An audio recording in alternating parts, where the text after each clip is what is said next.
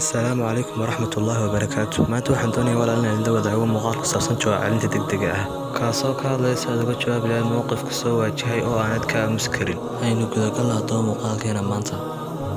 Maalin maalmaha ka mid ah ayaa Juxaya asxaabtiisii dalxiis ay isku raaceen. Xilli markii ay qadeeyeen ayay damceen ceel ku dhowaa inay ku soo farxashaan. Iyagana markaa waxaa la socday nin aad u bakhayla oo bakhaylnimada ku caanbaxayba.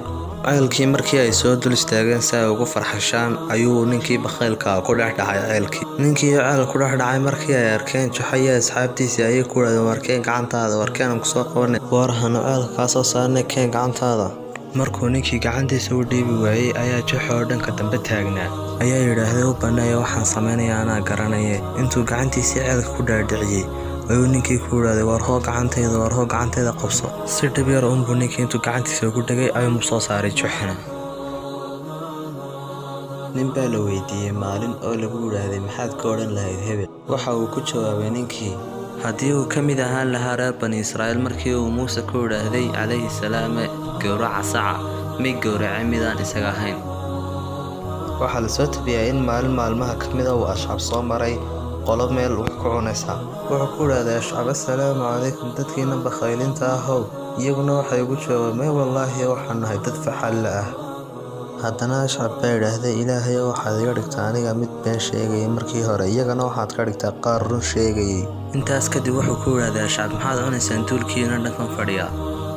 Waxay ugu jawaabeen ashcab waxaan cunaynaa sun.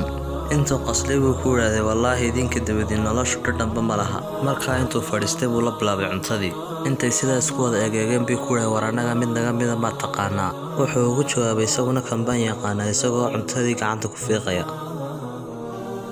Gabadh ayaa 4 dameer ka haysatay. Waxa soo maray wadadii 2 wiil oo dhalinyaro ah. Waxa ayna dooneen inay ku jeesjeesaan gabadhan. Waxa ay ku yiraahdeen iska waran dameerada hooyadoodii. Iyaduna waxa ay ugu jawaabtay waa khayr carruurteydii. Wuxuu ahaa ninkii la oran jiray Kulthum ibn Laqarri, nin aad u maskax badan. Waxaanu channel ka ahaa ciidankii Cabdilmalik Marwan. Xajaajna aad buu u nacbaa Kulthum. Maalin maalmaha ka mid ah ayuu dhagar u maleegay Xajaaj ninkii la oran jiray Kulthum oo uu ku diray boqorkii Cabdilmalik Marwan. Boqorkuna waxa uu ku xukumay Kulthum dil seef ah. Intaa kadib waxa uu timaaday Cabdilmalik Marwan Kulthum hooyadii iyada oo u weydiinaysa dambi dhaaf iyo in loo dhaafo. Cabdilmalikna waa uu ka khajilay inuu maya ku yiraahdo maadaama ay ahayd qof aad u weyn da'deeduna ay dhaaftay 100 sano. Waxa uu ku yiraahday Cabdilmalik Xajaaj baan ku oranayaa 2 waraaqood u gee oo 2 waraaqood mid ka mid ah waxa ku qoran waa la dilaya midka kalena waxa ku qoran lama dilayo. Markaa haddii aanu dambi gelin ilaahay baa waafajin doona warqadda aan lagu dilayna. Markaasay ka soo baxday Kulthum hooyadii iyada oo ay muruga ka muuqato waayo waxa ay ogtahay in Xajaaj uu aad u necab yahay wiilkeega. Intay wiilkeegii u tagtay ayay u sheegtay wixii dhacay oo dhan iyada oo kale waxa laga yaabaa Xajaaj in uu 2 waraaqoodba uu ku soo qoro waa la dilaya. Maxaynu samaynaa? Kulthum oo ahaa nin aad u caqli badan ayaa ku yiraahday iska daa hooyo aniga arrinkan xalinayay. Marka ay gaadhay maalintii la banaansanaa ayaa Kulthum waxa la soo hordhigay 2 waraaqood. Intuu 2 waraaqood mid ka mid ah uu qaaday ayuu inta afka geliyay ayuu liqay. Markaasuu yiraahday nasiibkay warqadii aan doortay anigu waan liqay imika si aynu u ogaano warqadan liqay waxa ku qornaa warqadda kale akhriya. Kollayba lidigeega un bay ahayd. Warqadii labaad baa la akhriyay waxa ku qornayd waa la dilayaa. Markaas waxa la xaqiijiyay in warqadii uu liqay Kulthum ay ku qornayd lama dilayo. Sidaas aanu ku badbaaday Kulthum.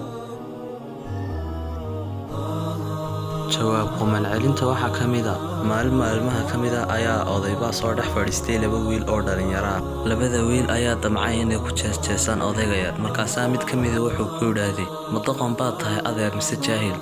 Odaygii yaraana waxa uu ugu jawaabay adeer waan u dhaxeeyaa.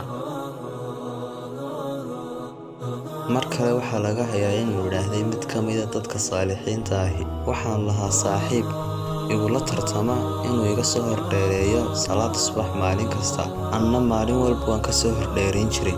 Maalintii dambe ayuu i weydiiyay igu yiraahday warniyo saaxiib sidee baad u awoodaa inaad maalin walba iga soo hordheerayso. Anna waxaan ugu jawaabay, waxaan leeyahay 2 dumar oo ku tartama inay aniga ii adeegaan oo ay iga caawiyaan arrinkan. Ilaahay baana mahaddaas iska leh.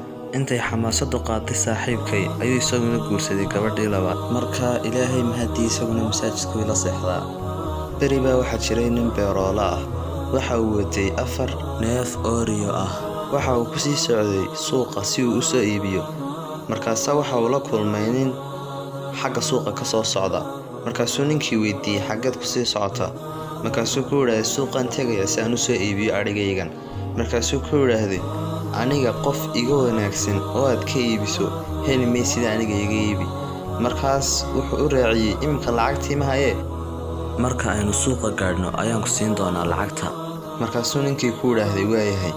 Markaas wuxuu sugay inta suuqa gaadhayaan si uu lacagta u siiyo. Markay suuqii gaadheen ayuu ninkii ku yiraahday lacagtiisii. Markaasaa ninkii isagoo ku jeesjeesay ayuu ku yiraahday lacagtaad ka sheekaynaysaa waa maxay? Anuma lacag baad igu leedahay. Markaasuu ninkii beeroolaha ugu jawaabay war miyaanad imika ariga iibsan? Waa maxay ma lacag baad igu leedahay? Miyaanad iga odhan intaan suuqa gaadhayno isagoon lacagtaada ku siiyay? Waa maxay saad wax leedahay? Ninkan kalena uu iska dhagamarinaya wuxuu leeyahay war aniga waxba iima dhiibinba. Ninkii beeroolaha ahaana xaqiisii buu doonayaa. Markay in muddo sidaa ahaayeen bay labadiina isqabsadeen. Markay isqabsadeen ayaa loo geeyay ninkii qaadiga ahaa sidoo uu kala xukumo labada nin. Qaadigii waxa uu weydiiyay ninkii beeroolaha ahaa miyaad haysataa cid ku markhaati furta? Markaasuu ku yiraahday may. Qaadigii baa yiraahday haye halkuu iibku ka dhacay markii aad wax kala iibsateen. Markaasuu ninkii beeroolaha ku yiraahday dhagaxa weyn agtiisa. Qaadigiina wuxuu ku yiraahday orado dhagaxa weyn soo qaad. Ninkii beeroolaha isagoo yaaban ayuu albaabka ka baxay. Isagoon wax yarba maqnayn ayaa ninkii kale qaayinka ahaa ninkan khiyaam oo qoslaya ayuu ninkii qaadiga ahaa arkay. Markaasuu weydiiyay ku yiraahday maxaad ka qoslaysaa?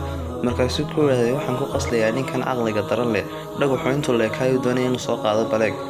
Ninkii qaadiga ahaa wuxuu ugu jawaabay kol haddaad garanayso dhagaxa iyo inuu dhagax weyn ahaa ninkan xoolihiisa u celi adaa ka dhacay ninka xoolihiisa ninkii khiyaamoolaha isagoo madaxa hoos u dhigaya oo khashalsan ayaa u celiyay ninkii beeroolaha arigiisii. inaad si doqoniima u jawaabto waxa kamida waxa uu yiraahday jaaxib waxaan soo maray duur ku urursan meel oo garaacaya nin.